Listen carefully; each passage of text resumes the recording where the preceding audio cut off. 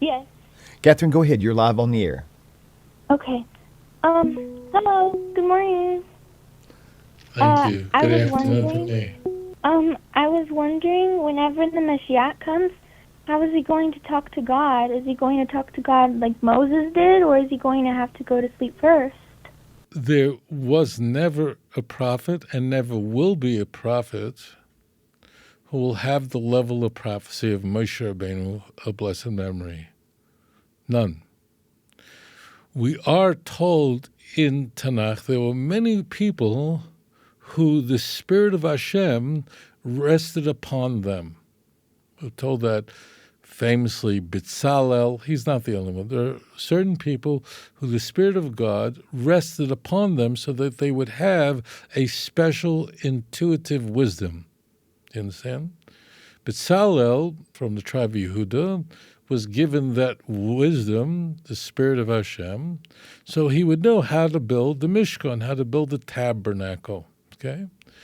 We are told explicitly in Isaiah chapter 11 that, in fact, this will be the case with the Mashiach. It says in the text in Isaiah chapter 11, verse 2, V'nocha alav ruach Hashem ruach chachma uvina, and the Spirit of God will rest upon him, a spirit of wisdom, uvina, and understanding, ruach etza, and an ability to advise, ugevura, and strength, ruach das, a spirit of knowledge, v'yiras Hashem, and he will be filled with the fear of Hashem. It says it openly. Please. What do I always say? Kindlech. Please read it for yourself. V'harichai b'yiras Hashem, and he will be imbued. And the word there, v'haricha, there's no parallel to Isaiah in terms of his extraordinary use of the Hebrew language.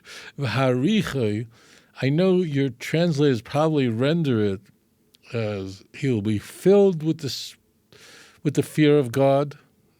They do that. They're quickened in the fear of all kinds of odd words. But v'harichai, harichai means, the word ruach is in the root. This root means the wind or the spirit. That's the same word as ruach. It happens to be in Greek. It's the same word for wind and spirit as well. And that's how Hashem imbues all of us. How did HaKadosh Baruch Hu create Adam?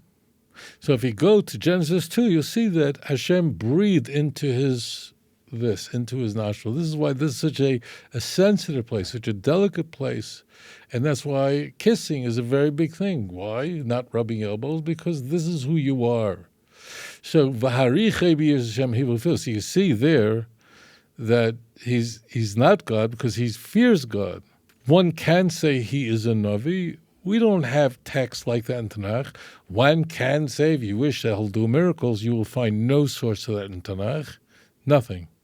I say that because the Christian Bible really, from Matthew 1 to John 21, 89 chapters, basically all Jesus is doing is miracles from beginning to end, with some notable exceptions. Like the farewell discourse, but it's basically miracle straight through. The Gospels will assign different reasons to why he's doing miracles, but it's miracles. That's not Tanakh at all. It means if you know Tanakh, you could sniff out the church in a second. So therefore, no one's level of prophecy will be equal to Moshe Rabbeinu.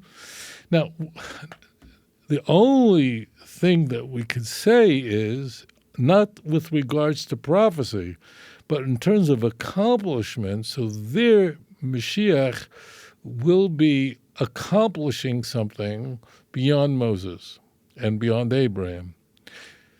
In that, Abraham saved 70 souls in Haran. Moshe Rabbeinu saved a single nation from Egypt. He didn't do it. God did it. In fact, in the Haggadah, in the liturgy that we read on Passover night, with an exception, it's not really thanking Moses. It just, a passage comes up where Moses is mentioned tangentially. Moses is not mentioned in the Haggadah. Why? You don't think that, like, Moses saved us. There's, as I said, there's one mention, but we have to focus on God. So Moses delivered a single nation, but Mashiach will usher in an epic where the world will be transformed. The whole world will be saved. And who will trigger it? Not Mashiach, but the nation of Israel. How? By making movies in Hollywood? No. By teaching courses at Columbia and Harvard? Not at all. By running businesses in New York? No. By being successful in Wall Street? You're wasting your time.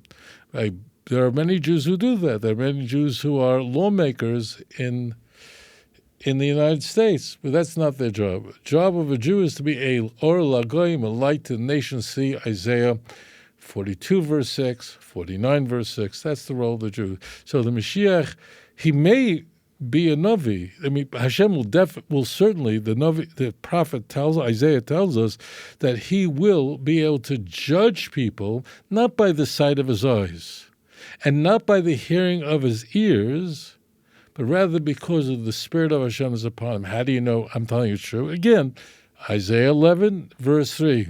V'loi l'mayre einov, not according to the sight of his eyes, yishbait, will he judge. V'loi mishma oznov, it's not because of what he hears will he judge. Rather, v'shafat b'tzedek, he will judge with righteousness because the Spirit of Hashem is upon him. The Mashiach is a heir to the throne of David and Solomon, and he is the fulfillment of that, and the world will be changed, and the knowledge of God will cover the world as the water covers the sea. Same chapter, just verse 9. Thank you so much for your question.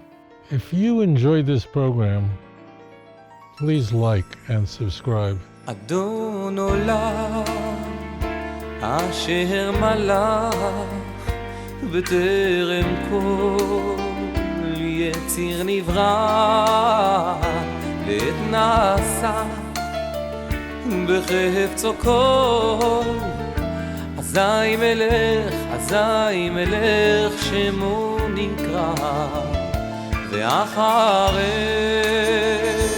ככלות הכל לבדו